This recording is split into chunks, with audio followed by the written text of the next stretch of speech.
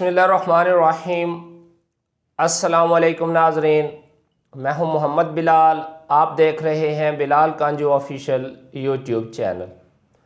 नाज़रीन, आज की इस वीडियो में हम बात करेंगे गंदम के पैदावारी शगुफ़े बढ़ाने के हवाले से कि हम गंदम में टिलरिंग को कैसे बेहतर से बेहतर बना सकते हैं, क्योंकि जितने ज़्यादा अच्छे टिलर्स बनेंगे, प्रोडक्टिव टिलर्स जितने ज़्यादा होंगे, उतनी ही हम अच्छी पैदावार हासिल करने में कामयाब हो सकेंगे।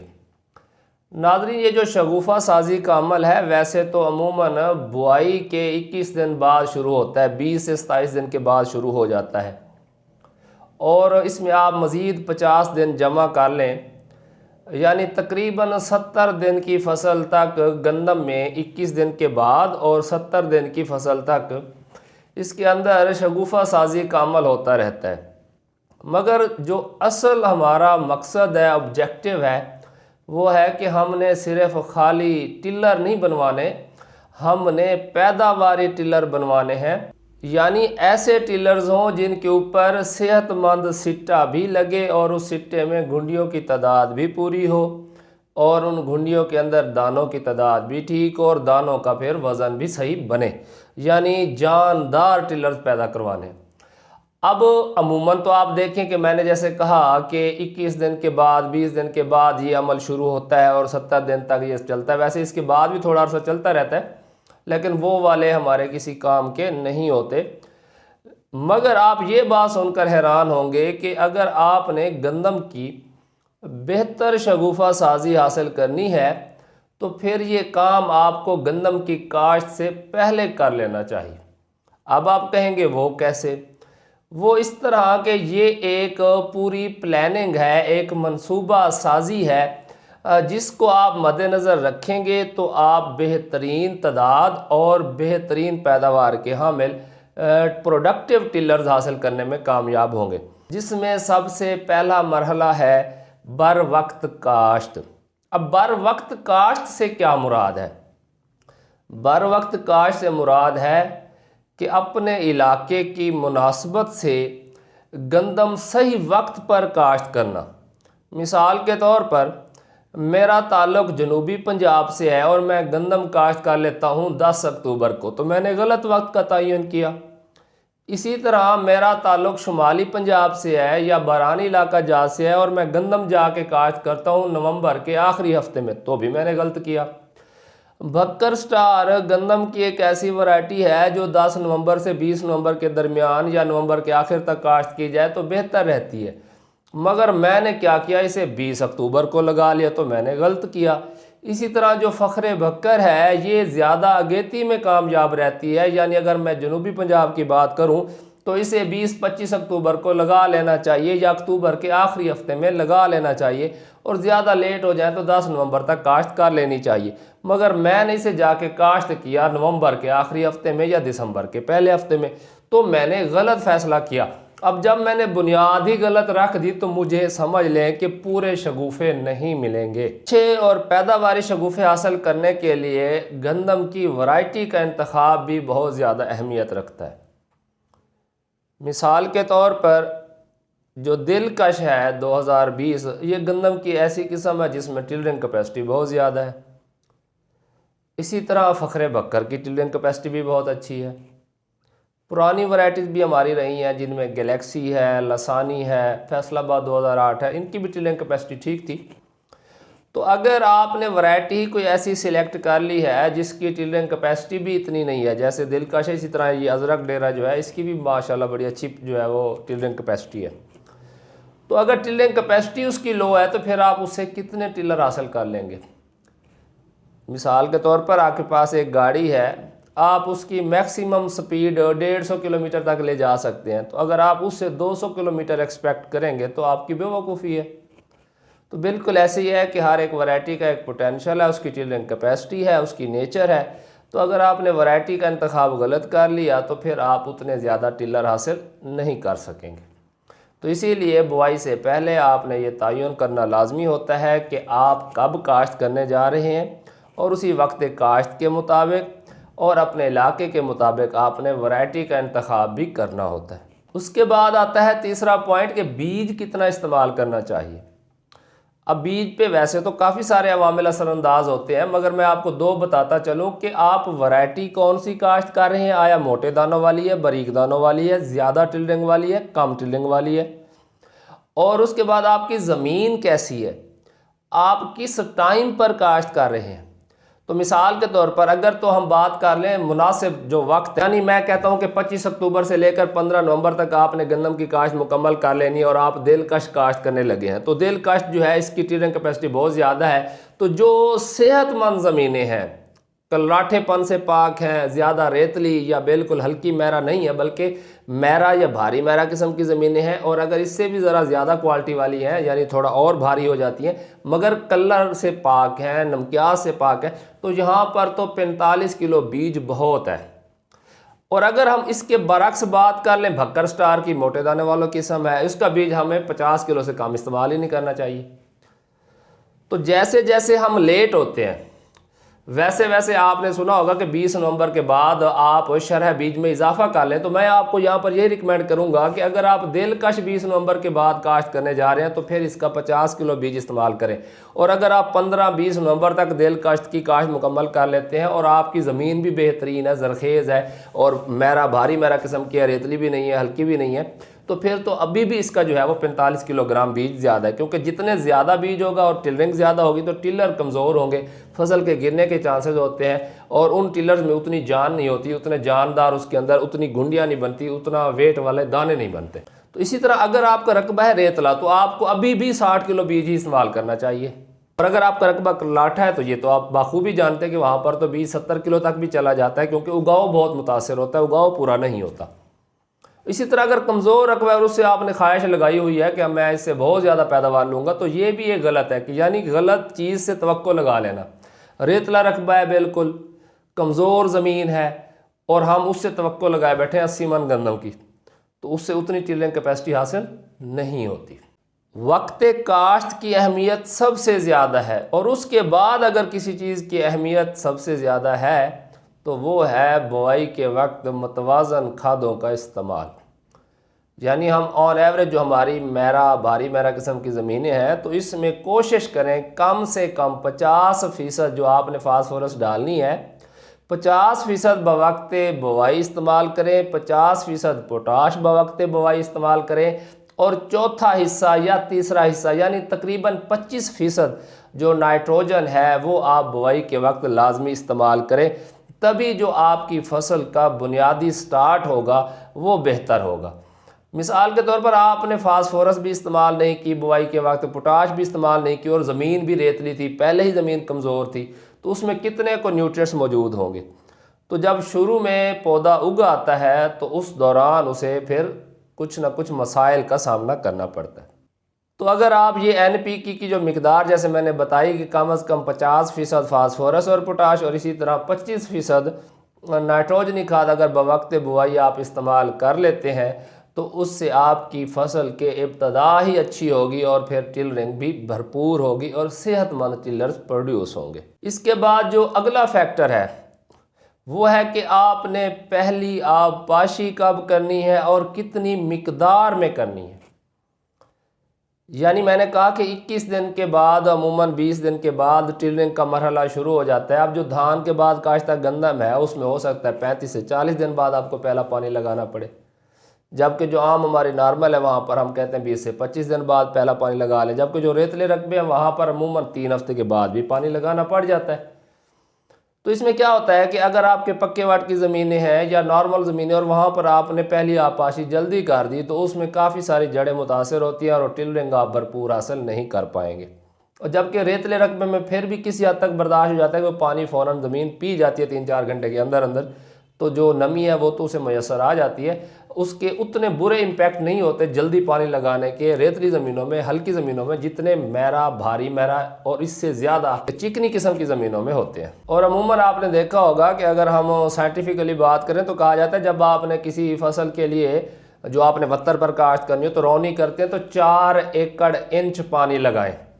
4 एकड़ का मतलब है कि 4 एकड़ पानी की ऊंचाई हो, 1 एकड़ के अंदर पानी 4 इंच खड़ा हो, तो ये कहलाता है 4 एकड़ इंच। लेकिन यहाँ पर गंदम के अंदर जब आपने पहला पानी लगाना है, अमूमन बाकी फसलात में जो पहले रूल था कि मसलन आपने फ्लड इरिगेशन करनी है कॉटन के अंदर, जो दूसरे, तो 3 एकड़ इंच रिकमेंड किया जाता था कि आप पहले जो रौनी कर रहे हैं वो 4 एकड़ इंच की हो, और उसके बाद जो है वो जो भी आप आपाशी करते हैं वो 3 एकड़ इंच से ज़्यादा नहीं हो। लेकिन मैं आपको कहूँगा कि अगर आपने गंदम में पहली आपाशी करनी है तो आप 2 एकड़ इंच से, यानी 2 इंच खड़ाई पर पानी हो, तकरीबन इतने जाके ये बनेंगे 3 उंगलियां जो है, ठीक है ना।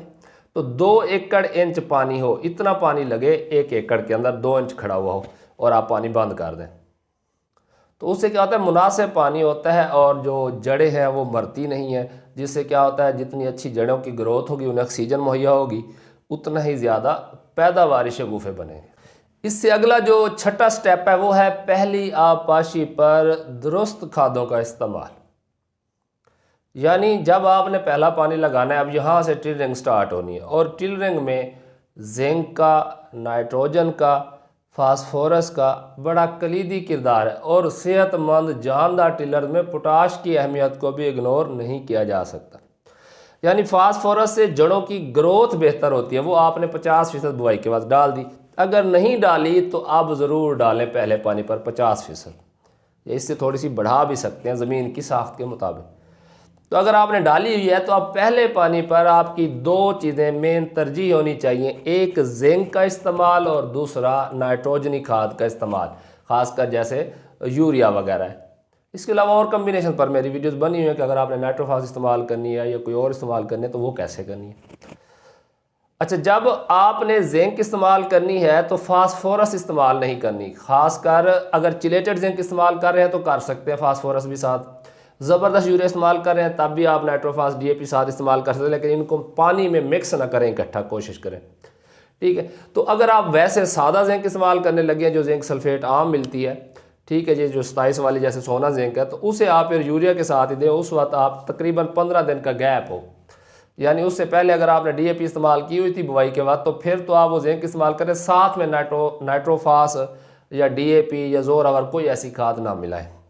और अगर आप ज़बरदस्त यूरिया इस्तेमाल कर रहे हैं या आप चिलेटेड जिंक इस्तेमाल कर रहे हैं तो फिर आप कर सकते हैं।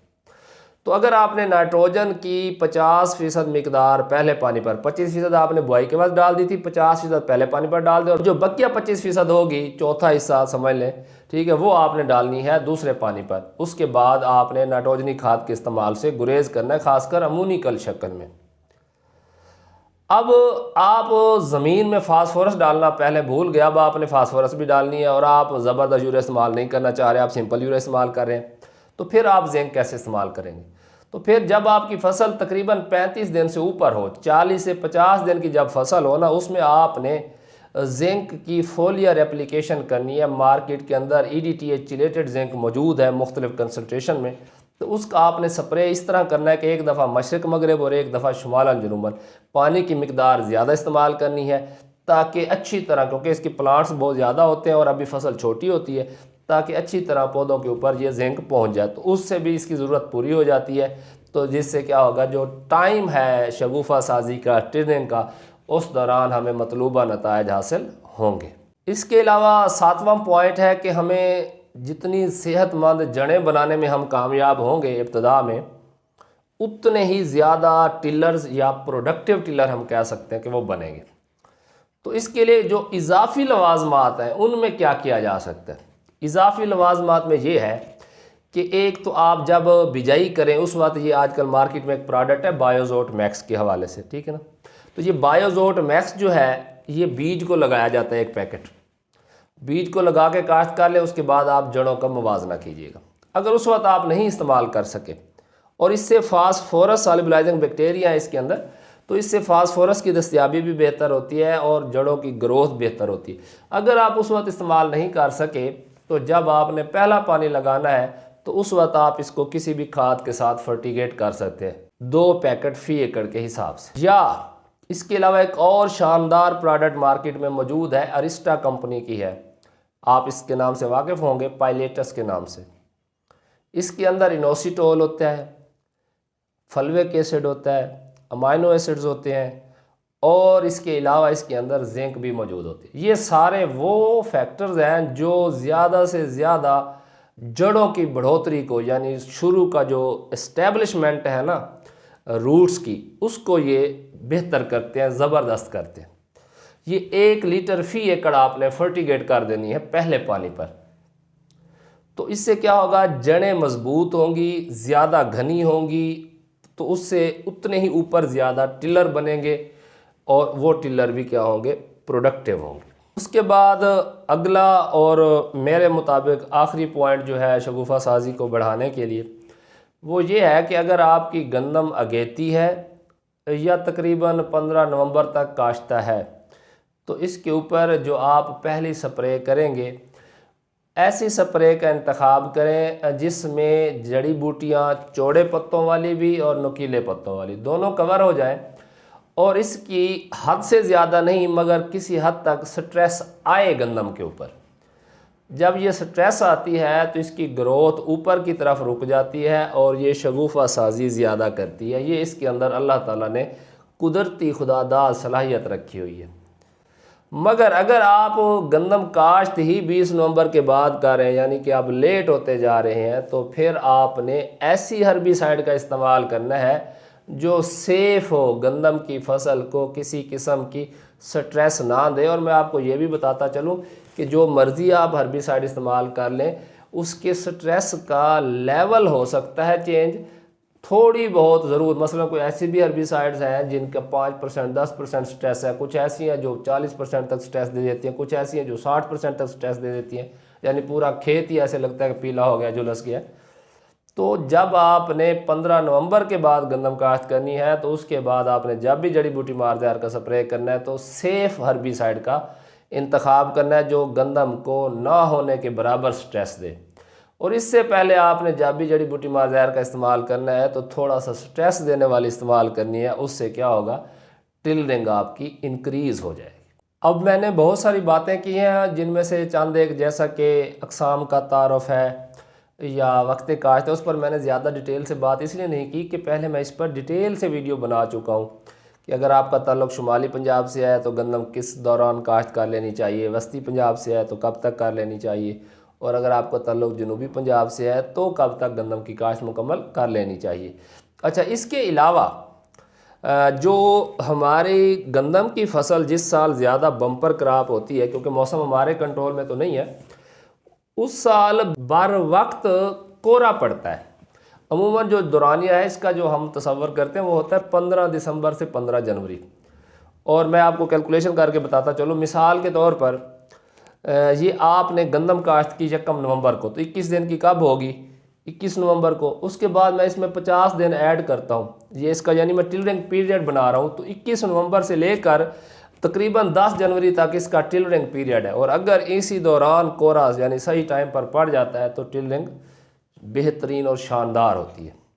अगर आपने गंदम काश्त की है 10 नवंबर को, तो 21 दिन कब मुकम्मल करेगी, तकरीबन 1 दिसंबर को जाके। तो जब 1 दिसंबर के आगे हम मज़ीद 50 दिन ऐड करते हैं तो ये जाके बनता है 20 जनवरी। तो ये भी कोई लेट नहीं है। इस दौरान अगर बर वक्त कोहरा पड़ जाता है तो टिलरिंग इंक्रीज़ हो जाएगी, यानी कि 21 दिन को गंदम, 1 दिसंबर को गंदम हो गई 21 दिन की, तो इसके बाद बेशक 10 दिसंबर से कोहरा पड़ना शुरू हो जाए, वो उतनी ज़्यादा टिलरिंग जो है वो बेहतर होती जाएगी, क्योंकि टिलरिंग का अमल शुरू हो चुका होता है। अब जो कहते हैं ना 20 नवंबर तक काश्त मुकम्मल कर लें, अगर आप काश्त करते हैं 20 नवंबर के बाद या 20 नवंबर को, तो ये 21 दिन जो 20-21 दिन मैं कह रहा हूँ, ये जाके मुकम्मल होते हैं 10 दिसंबर को। और उसके बाद जो है वो टिलरिंग का अमल शुरू होगा। तो उस दौरान अगर बार वक्त जो है वो कोहरा पड़ जाए तो उस साल इस गंदम की पैदावार अच्छी आ जाती है। और जिस साल कोहरा जो है वो थोड़ा और लेट हो जाए तब इसकी टिलरिंग कैपेसिटी जो है वो मुतासिर होती है, क्योंकि ये ज़्यादा देर तक टिलरिंग तो करती रहती है मगर वो फेवरेबल कंडीशन नहीं मिलती जिनसे टिलरिंग डबल होती है या ज़्यादा होती है। तो उससे अल्टीमेटली क्या होती है, टिलरिंग जो फ़ी एकड़ टिलर्स की शगुफ़ों की तादाद है वो कम रह जाती है और उससे पैदावार में नुमायाँ कमी सामने आती है। तो मैंने कोहरे की बात तो कर दी, और साथ में धुंध का भी किरदार है। अगर तो 2 हफ्ते तक मुसलसल धुंध पड़ती रहती है तो स्ट्रेस में आती है फसल, उसकी बढ़ोतरी रुक जाती है और आपने देखा होगा जड़ें ऊपर आना शुरू हो जाती हैं। तो यही वजह है कि अगर हमने बिजाई के वक्त या पहले पानी पर ख़ासकर जो है अगर हमने फास्फोरस खाद का इस्तेमाल किया होता है तो उससे हमें वो जड़ें जब ऊपर आके फीडिंग करती हैं तो उन्हें जो है वो फास्फोरस दस्तयाब होती है, उनकी न्यूट्रिशन पूरी होती रहती है, जिससे क्या होता है वो नीचे की तरफ टिलर तो बढ़ते रहते हैं साइड पे, जबकि ऊपर ग्रोथ रुकी होती है। और अगर मुसलसल 1 महीने तक धुंध रहे और प्रॉपर धूप ही ना निकले, बादल रहे, तो फिर बुरी तरह मुतासिर होती है गंदम। जबकि अगर कोहरा पड़ता रहे, मसलन 15 दिसंबर से कोहरा पड़ना शुरू हो, 10-15 दिन 20 दिन कोहरा भी पड़ता रहे और रात को कोहरा हो और दिन को धूप निकले, यानी सनशाइन आर जो होते हैं ना रोशनी वाले घंटे, उनका एक अपना किरदार है ना। फोटोसिंथेसिस होगी तो फसल जो है वो ग्रोथ करेगी, खुराक तैयार करेगी ना। तो ये तो सोने पर सुहागा है कि रात को कोहरा और दिन को मौसम साफ। तो ये उस वक्त हम इसे कहते हैं कि कोहरा रूढ़ी दा बोरा। और इस दौरान फिर रिकमेंड किया जाता है कि आप लाइट इरीगेशन दें। जब आप हल्की सी इरीगेशन दें उसके साथ आप वत्तर में पानी लगाने के बाद नाइट्रोफास का छट्टा कर दें, बेशक 1 बोरी या आधी बोरी, फिर उसके आप रिजल्ट्स देखिए। क्योंकि एक तो कोहरे की स्ट्रेस पड़ रही होती है, ऊपर से धूप आ रही होती है, पौधे को एनर्जी भी चाहिए और स्ट्रेस के दौरान टिलर भी बढ़ रहे हैं। तो जब फास्फोरस और नाइट्रोजन दोनों दस्तयाब हो जाएंगी तो टिलर्स भी ज़्यादा बनेंगे और टिलर भी सेहतमंद बनेंगे।